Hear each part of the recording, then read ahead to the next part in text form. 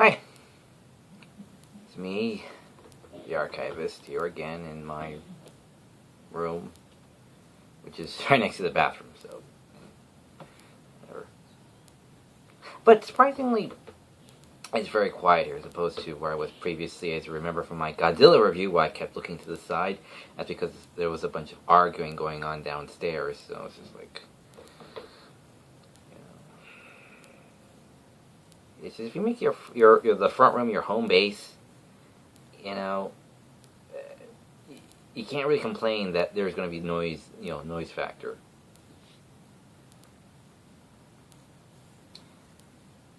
Anyway, just rambling there.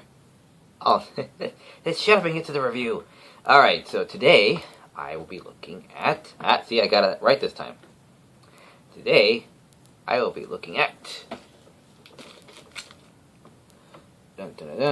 Gotham Academy 7. Starring, or co-starring for this one, Damian Wayne. Ooh. Okay. So in the last issue, we saw that at the end we saw that Damian Wayne was going to be introduced as a new student. This picks up with the events basically like the next day or something like that. And the art style on the cover matches the art style in the book. I'm not entirely sure 100%. I've tried looking on the comics themselves, but if you look closely here at the I don't know if you can see that. Yeah, right there. See? There's only a couple of names missing. So I think the artists are neither on hiatus or they're just not there anymore. I don't know. One thing I do know is that the art style is different. It's more reminiscent of the backflash stuff that's in the comics here. So it's a little bit of getting used to. It looks a bit more cartoony, which isn't bad. It's just, it comes out of nowhere that there's suddenly a transition to that. That's now the staple for this issue. And that's basically it on the art style front. The issue itself, the story is nice. It says that Damian Wayne is now there. Maps meets up, because that is Maps. Just so you know, because the art style is different, and a lot of these people look a lot alike because of that. So, especially the noses. Everyone has like the exact same nose. Anyway, so Maps is trying to make the perfect power team, because at the end of this one, we saw that, they're making this club. And then the club's put on hold, I'm guessing, or something to that effect. And Maps is now trying to make, like, her power team, basically, a perfect match to see who she's best compatible with as a partner. And then something weird happens in one of her classes. One of her students tries to attack the teacher, and then Damien pops up and tackles him. And Maps is writing in her notebook with the quill she stole from Headmaster Hammerhead's office in the previous issue, and they got back their the bag of goodies to break into the North Hall. So yeah, she's writing down possible names and this and that. Weird stuff starts happening. Then she meets up with Damien in the cemetery or whatever, and is spying on him and says, he's good. Now, if we could just get together, whoa, and suddenly she's like, they're pulled together and their hands are stuck together, and it's like, let go. It's like, what? I don't know. We just can't let go. And he said, it must be magic. He said, all I did was draw our names together in my notebook with this quill. And then some girl comes out and takes their quill. So it's like, okay, so now what do we do? So we have to try to understand this. They go to the magic person trying to understand it. So the magic person starts attacking them. They fall out of a window. And then they start parodying the first Batman film, where Damian says, "Do you see the thing on my belt? Grab it." And he says, "Is this a grappling hook?"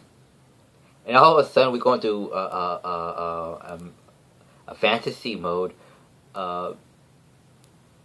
where Damien's dressed like a prince from, like, I don't know, like Utena or something, and the grappling hook is something like several times bigger, like big, and it has like a veil on it, and she's all like looking at it like the most love of her life.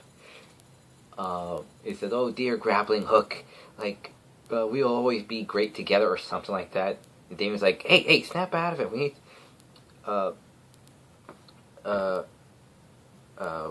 point it over there." She's like, "Oh, right. And she's just loving this. She's simply loving this. Since she's a fan in universe, you know. So they swing through a window, and then her brother is in there, and then he starts attacking them. Damian uses maps to basically clobber him. Goes like this. Uses her. He says, "Hey, you just knocked out my brother. Oh, you'll be fine." And so they go through this big adventure-ish thing. They finally get back to the hear about they go to one of the teachers. They hear about a story about the crows. They track them down. They get the quill back. When the teacher from the beginning of the comic pops back up, says that the quill has a disease on it, like some sort of bird flu. I think call it aviary flu or something like that. Anyway, that's what causes everyone to go nuts and start attacking you. And he says, "But what about our hands? The magic spell." Well, just let go. You're fine. This isn't no magic spell. And they look at their hands like, "Hey, how did that happen? I'm pretty sure it was magic." She's been kind of brokenhearted about that. And then Damian just starts to compliment her on the fact that, yeah, she can be a good asset, a good partner. And then the headmaster shows up and says, "We need to talk because you guys stole my quill. Maps, you're in a lot of trouble." Damian pops up and says he took it, so he's expelled. And then Maps shows up again just before he leaves and says, "But wait, look, our names, they've been crossed out. Someone crossed out our names, and that's why it stopped working." And what was it? Damian at the end says, "Here, you take this, just in case you might need it someday." And he gives her a batarang. And she's all like,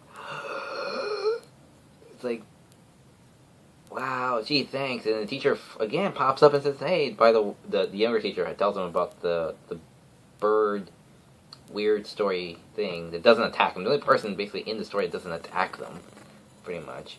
Some Scottish. They don't really say that at first, so you kind of have to read into that when you see part of the it's written in accent form, whatever type of indication saying it's an accent.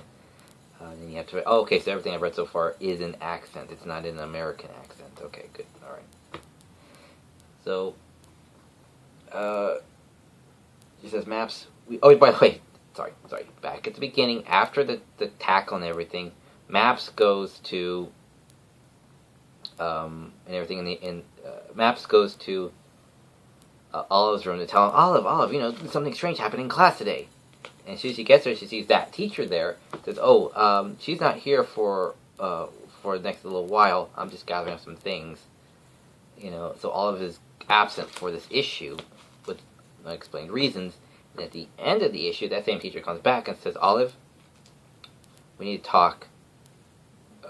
Maps, we need to talk. It's about Olive. To be continued." So I'm guessing that they have to talk about it, or it's leading to the fact that Olive has, I'm guessing at this point, are leaning towards multiple personality disorder and slight schizophrenia with pyrokinesis on top of that. So I think this talk is going to start leading to that.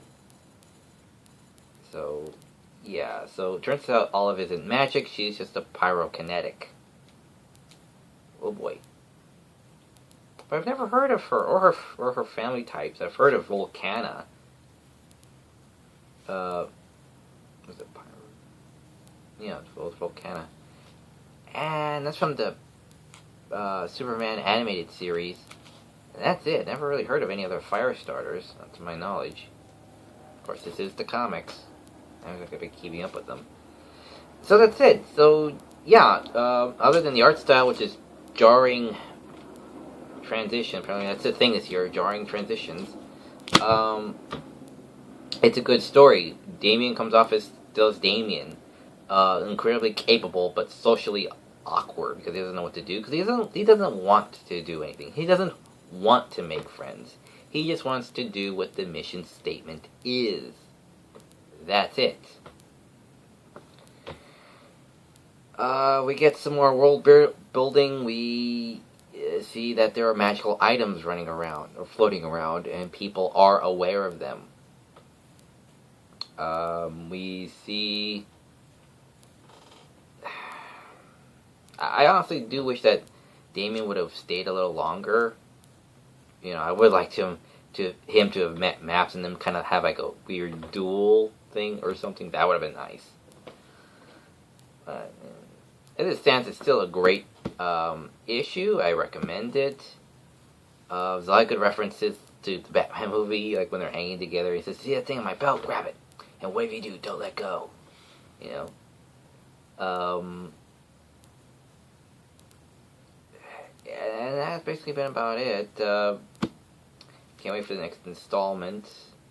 Maybe the reason for the 6-week wait instead of the usual 30-day wait or whatever is because that I'm guessing at this point they lost artists or whatever. Those couple of names I showed on the cover. So I guess they're not there anymore, and that's what took them longer to make this, I guess. So, yeah, hopefully they can have this come out next month as usual for July. And we can see what happened to Olive. So, this series is actually getting pretty interesting, and I just wish I would know where this all goes. I probably just have to look it up on the internet. That's all I'm probably going to have to do. Go to Wikipedia or something. Anyway.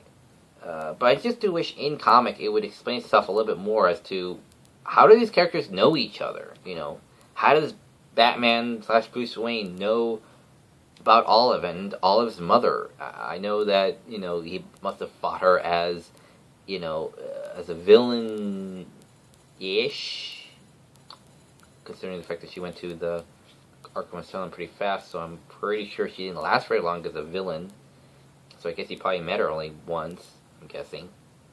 And then felt bad that he put away a mother that was down on her luck. Because they said that they had lost everything, and then it all went bad after that.